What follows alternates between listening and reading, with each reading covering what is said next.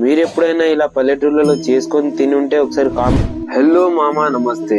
ఇక పొద్దుగా లేసి సక్క పొలం కాడకి వచ్చిన.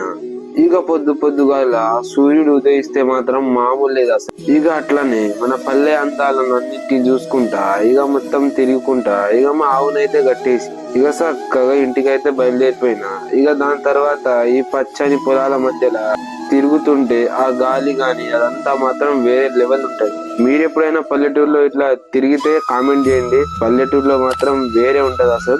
అంతేకాకుండా మన ఛానల్ ఎవరైనా కొత్త చూసే వాళ్ళు ఉంటే లైక్ చేసి సబ్స్క్రైబ్ చేయండి.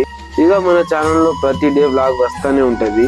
నేను సాయంత్రం పూట అనపకాయల్ని మంచిగా ఉడకబెట్టుకొని ఇక దాని తర్వాత వీటిని తింటా ఉంటే మాత్రం భలే ఉండింది అసలు. టేస్ట్ మాత్రం వేరే లెవెల్ ఉంటది లిటరల్ గా. మీరు ఎప్పుడైనా ఇలా పల్లెటూర్లలో చేసుకొని తిని ఉంటే ఒకసారి కామెంట్ చేసేయండి. Okay tata bye bye.